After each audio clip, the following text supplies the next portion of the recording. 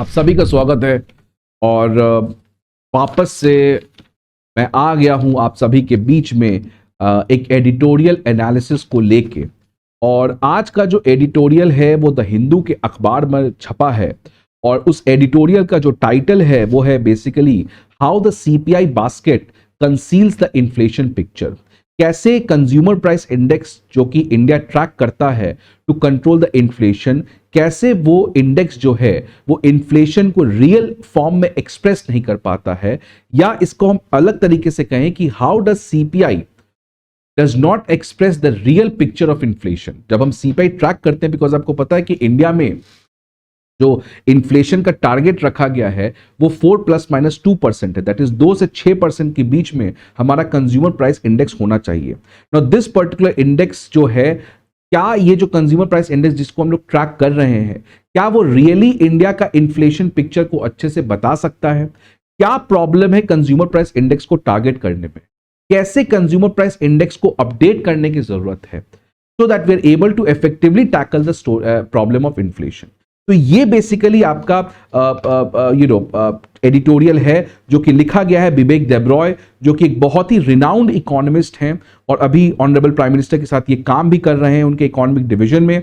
और साथ ही साथ इसके को ऑथर आदित्य सिन्हा हैं जो भी एक अच्छे इकोनॉमिस्ट हैं।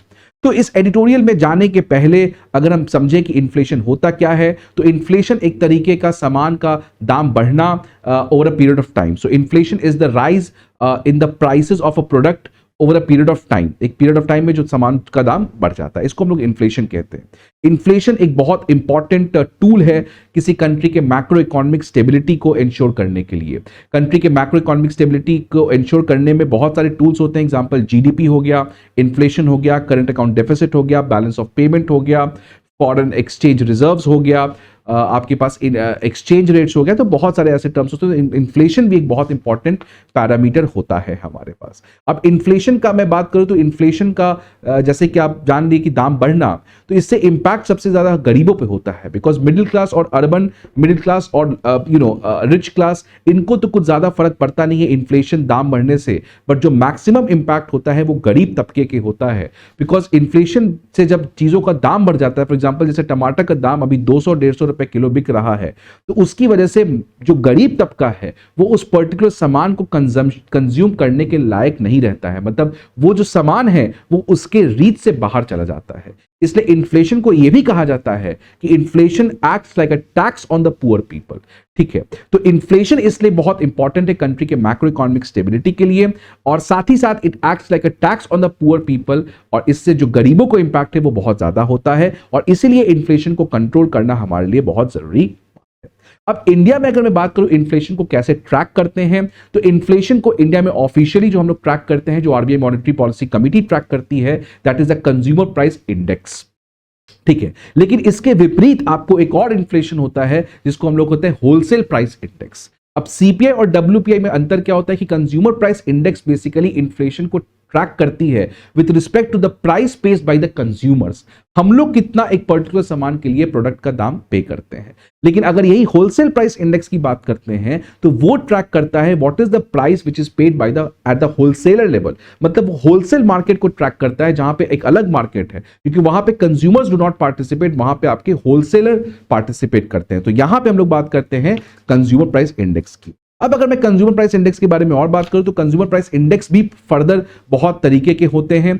फॉर एग्जांपल अगर मैं बात करूं सीपीआई जो है वो सेक्टोरल बेसिस पे भी बहुत सारे सीपीआई होते हैं। For example CPI industrial worker, CPI agricultural labour, CPI rural labour. तो ये बेसिकली डिफरेंट तरीके के सीपीआई हैं। बट इन जनरल अगर मैं बात करूं तो इंडिया में हम लोग जो इन्फ्लेशन को ट्रैक करते हैं, या जो सीपीआई इस एडिटोरियल में लिखा गया है, वो बेसिकली सीपीआई कंबाइंड है, जिसको एमओएसपीआई निकालती है, ministry of statistics and programme implementation, जिसके अंदर एनएसओ करके एक बॉडी है, वो ये बेसिकली सीपीआई कंबाइंड आपका निकालती है।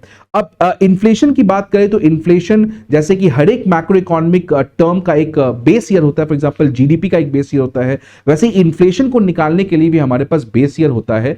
बेस ईयर का मतलब कि किस ईयर से हम लोग प्राइस को कंपेयर कर रहे हैं।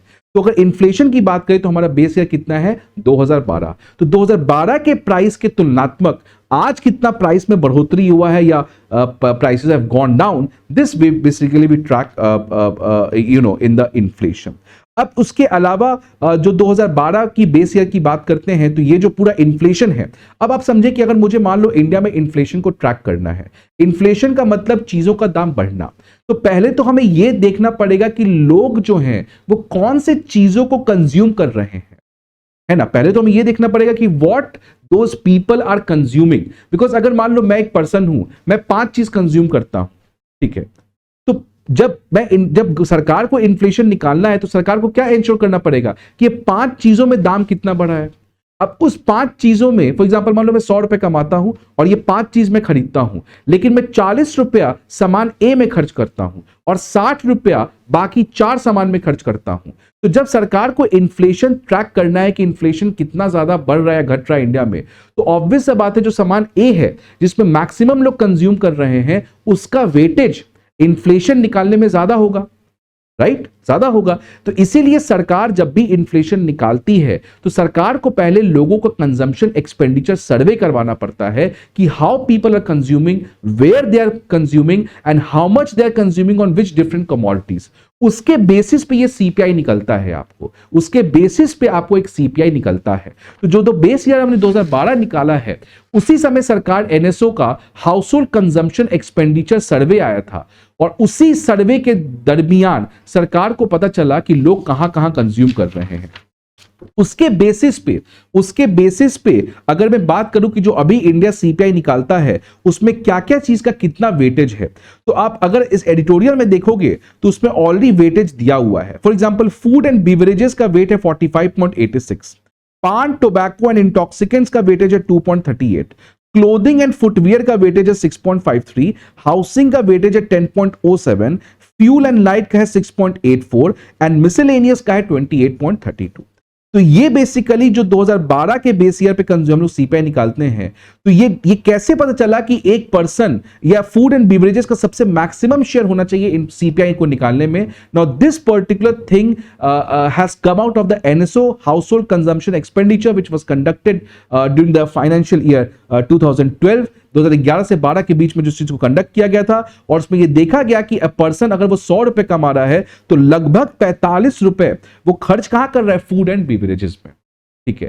तो ये सर्वे जो है तो वो 2011 से 12 के बीच में कहा गया था और इसी का फिर हम लोग वेटेड एवरेज निकाल के हम लोग कंज्यूमर प्राइस इंडेक्स को निकालते हैं, ठीक है। तो ये पर्टिकुलर आपको थोड़ा सा बैकग्राउंड जानना था आपको बेसिकली कंज्यूमर प्राइस इंडेक्स की। अब ये जो पेपर है जो विवेक देब्रॉय जी हैं वो क्या क्रिटिसिज्म कर रहे हैं, बिकॉज हमने कहा कि हम इंडिया में सीपीआई को ट्रैक करते हैं जिसकी वैल्यू 2 to 6% होनी चाहिए। सीपीआई का जो अब सीपीआई निकालते कहते हैं तो सीपीआई में हम लोग बहुत सारे बास्केट ऑफ गुड्स होता है और उसमें देखा food and beverages constitute the largest basket which constitutes 45.86। तो विवेक देब्रॉय का कहना है कि ये जो हमारा कंजम्पशन बास्केट है, हम लोग किस चीज को ट्रैक कर रहे हैं इन्फ्लेशन को निकालने के लिए, ये जो कंजम्पशन बास्केट है ये है कब का, 2011-12 का। और क्या आज का जो समय है 2023-24, क्या आज वो सेम समय है as compare to what was there in 2011-12? और ये तो डेटा 2011-12 में निकला था, ये डेटा कलेक्ट कब किया गया होगा उसकी और पहले। तो क्या जो इंडियंस है वो सेम कंजम्पशन कर रहे हैं या आज के लोग डिफरेंट चीजों पे डिफरेंट वे में खर्च कर रहे हैं, दैट्स द क्वेश्चन। वहीं पे कहते हैं विवेक देब्रॉय कि ये जो सीपीआई निकालने में हम लोग जो कमोडिटीज गिने हैं, फॉर एग्जांपल टॉर्च लिया है हमने, रेडियो लिया है, टेप रिकॉर्डर लिया है, सीडी लिया है, डीवीडी लिया है, ऑडियो वीडियो कैसेट्स लिया है, क्या ये सब अभी भी लोग यूज करते हैं? आज का डिजिटल एरा में हम लोग सब चीज फोन से नहीं एक्सेस कर पा रहे हैं, तो क्यों जरूरत है आज इन कमोडिटीज को हम लोग सीपीआई में रख रहे हैं, राइट? तो ये पहला आपका समझ लो विवेक देब्रॉय सर का यही कहना है कि जो आप कंजम्पशन बास्केट है जिसको आप इन्फ्लेशन के लिए ट्रैक कर रहे हो, whether that particular consumption basket is representative of the current consumption made by the people और not, that's what the central question Vivek Debroy is trying to argue for. And यहीं पे ये कहते हैं कि जो कंजम्पशन बास्केट है उसको कॉन्स्टेंटली चेंज करना चाहिए, लेकिन वो चेंज नहीं हुआ है क्योंकि कौन सा कंजम्पशन बास्केट है 2011-12 वाला, और आज हम लोग रहे हैं 2023-24 में। तो कंजम्पशन बास्केट में बहुत ज्यादा चेंज हो गया है और इसको अपडेट तभी करेंगे, इसको जब तक अपडेट नहीं करेंगे हम लोग तब तक we can not understand the real picture of inflation in India. इसलिए जो सीपीआई को हम लोग ट्रैक कर रहे हैं वो हमारा काफी ज्यादा प्रॉब्लमेटिक है, तो पहला तो ये प्रॉब्लम है कि बहुत सारे ऐसे फिजूल के कमोडिटीज एडेड हैं जिसका आज डिजिटल एरा में हमारा कोई जरूरत नहीं है। सेकेंड प्रॉब्लम ये क्या कह रहे हैं कि देखोगे अगर आप सीपीआई निकालने में तो सबसे ज्यादा वेटेड सीपीआई निकालने में किसका है? फूड एंड बेवरेजेस का, जिसका अकेले लगभग 50% शेयर है। मतलब अगर इस इंडेक्स के हिसाब से यह कहना है कि अगर एक आदमी 100 रुपए कमा रहा है तो वो 50 रुपए किस पे खर्च करेगा? फूड एंड बेवरेजेस के ऊपर। तो ये एक बहुत बड़ा प्रॉब्लम है हमारे पास, और इसी के लिए ये कह रहे हैं बिबेक देब्रॉय कि आज जो लोगों का कंजम्पशन है वो काफी ज्यादा कम है एज कंपेयर टू पहले के लोग कितना ज्यादा कंज्यूम कर रहे थे। बिकॉज यहां पे देखो एक और चीज कहा गया प्रेजेंस पॉइंट ऑफ व्यू से, एक एंजल्स लॉ के बारे में डिस्कस किया गया है। अब एंजल्स लॉ के हिसाब से क्या होता है? फॉर एग्जाम्पल कोई भी person, for example I am earning 100 rupees, उसमें से मैं 40 रुपए मान लो खाने पे खर्च कर रहा हूं। Now I am earning 1000 rupees. मैं पहले 100 रुपए कमा रहा था, मैंने 40 रुपए अपना खाना पे खर्च कर दिया। अब मैं कितना कमा रहा हूं? 1000 रुपए। तो मैं खाने पे खर्च कितना बढ़ा दिया? मान लो अब मैं 100 रुपए खर्च कर रहा हूं, तो पहले मैं कितना प्रोपोर्शन चेक खाने पे खर्च करता? 40%। अब मैं 100 रुपए खर्च कर रहा हूं लेकिन इनकम कितना मेरा? 1000 रुपए। तो अब मैं कितना कम कर रहा हूं? 10%। तो ऑल्दो एब्सोल्यूट टर्म में देखा तो हमारा फूड कंजम्पशन एक्सपेंडिचर बढ़ा है, बट इन प्रोपोर्शन टाइम्स क्या वो घटा है? यस। तो यही एंजल्स लॉ कह रहा है कि जैसे लोगों का इनकम बढ़ता है वैसे लोगों का खाने के ऊपर खर्च जो है वो कम होता है। बिकॉज कितना खा लोगे तुम? खाना तो एक फिक्स्ड क्वांटिटी है, कितना खा लोगे तुम? तो that is a fixed quantity. तो जैसे ही लोग ज्यादा इनकम कमाते हैं तो लोग अपने पैसे को अलग जगह खर्च करते हैं। फॉर एग्जांपल एजुकेशन पे, ट्रैवलिंग पे, इंटरटेनमेंट पे, लेजर एक्टिविटीज पे। तो इन चीजों पे सरकार जो लोग हैं वो आपका खर्च करना स्टार्ट करते हैं। तो यही कह रहा है कि ये जो डेटा जो सीपीआई को हम लोग कैलकुलेट करने में यूज कर रहे हैं, इसमें जो फूड एंड बेवरेजेस का जो हिस्सा है दैट इज अप्रोक्सीमेटली 50%। आज अगर मैं इसको निकालूंगा, अगर आज एनएसओ वापस से कोई कंजम्पशन एक्सपेंडिचर सर्वे करती है तो आज इंडिया में इनकम जो पर कैपिटा इनकम है वो बढ़ा है। People have become much more economically progressed. तो उसके हिसाब से जो फूड एंड बेवरेजेस का शेयर है वो आपको काफी ज्यादा कम हो जाएगा, वो आपको काफी ज्यादा कम हो जाएगा। इसलिए आज जो हम लोग सीपीआई ट्रैक कर रहे हैं वो आपको सही तरीके से हम लोग सीपीआई ट्रैक नहीं कर रहे हैं, because as per Engel's law whenever the people's income rises the absolute expenditure on food increases, however the proportion of income which is spent on the food decreases, and hence this particular share of food and beverages in CPI which is currently 45.86 will be reduced if we conduct a new consumption expenditure survey as of the year 23-24। तो ये है आपके पास पहली बात, ठीक है। ये पहले अगेन ये सेकंड प्रॉब्लम है। थर्ड प्रॉब्लम में कह रहे हैं कि अगर मैं सीरियल्स का देखूं, सीरियल्स मतलब अनाज, चावल, गेहूं, ये सब, उसका शेयर कितना है? 10%। उसका शेयर है 10%। तो सोचो मतलब अगर 100 रुपए में कमा रहा हूं तो मैं 10 रुपए किस पे खर्च कर दे रहा हूं? गेहूं और चावल पे। तो ये पहले था बिकॉज और कुछ खाने के ऑप्शंस नहीं थे। आज इंडियंस के पास खाने के ऑप्शंस काफी बढ़ गए हैं। प्रोसेस्ड फूड्स मिल जाता है आपको, बाकी भी आप और भी चीज प्रोटीन के लिए खा रहे हो, एग खा रहे हो, पोल्ट्री फॉर्म खा रहे हो, चिकन्स खा रहे हो। तो आज जो पहले लोगों का डिपेंडेंसी था सीरियल पे 2011-12 में, when people have a very limited dietary intake, but now people in the recent times have gone for food diversification and hence again जो सीरियल पे आपने 10% का वेटेज दिया है वो भी काफी ज्यादा कम है, ठीक है। फिर लास्टली कहते हैं कि अशोक गुलाटी का भी यही कहना है। Ashok Gulati is a very important again economist who rights in the Indian express. और अशोक गुलाटी का कहना है किस तरीके से टमाटर, अनियन, आलू, इनके दाम बढ़ने से सीपीआई बढ़ जाता है। बिकॉज सीपीआई में 45.86 किसका शेयर है? फूड एंड बेवरेजेस का। तो जैसे टमाटर का दाम बढ़ा तो फूड एंड बेवरेजेस क्योंकि 45.86 से ओवरऑल सीपीआई का दाम बढ़ जाएगा। यही प्रॉब्लम है बिकॉज हमारा जो भी सीपीआई है उसमें लगभग 50% जो वेटेज है वो फूड एंड बेवरेजेस को दिया गया है, जो कि अभी रियलिटी में ऐसा है नहीं, बिकॉज ये डेटा को बहुत सालों से अपडेट नहीं किया गया है। तो इसी की टमाटर की वजह से सीपीआई तो बढ़ जाता है, बट क्या रियल में इन्फ्लेशन है? बाकी चीजों का दाम घट रहा है। तो समझ रहे हो आप, आपका सीपीआई बढ़ गया बिकॉज टमाटर का दाम बढ़ रहा है। तो इन्फ्लेशन बढ़ने का मतलब लोग ज्यादा डिमांड कर रहे हैं, मतलब लोगों के पास ज्यादा पैसा है, अगर वो सप्लाई रिलेटेड इशू नहीं है तब। लेकिन प्रॉब्लम क्या होता है, ये देखो ये एक तरीके से बेवकूफ बना रहा है। टमाटर का दाम बढ़ गया बिकॉज टमाटर का वेटेज जो है सीपीआई निकालने में वो बहुत ज्यादा बड़ा है, लेकिन हो सकता है कि बाकी जगह लोग कुछ डिमांड ही नहीं कर रहे हो क्योंकि लोगों के पास पैसा नहीं है। लेकिन हमें लगेगा सीपीआई तो ज्यादा है, तो अगर हमें लगेगा सीपीआई ज्यादा है तब तो हम खुश हैं because people are demanding more, people have surplus of money. But ये तो गलत बात है।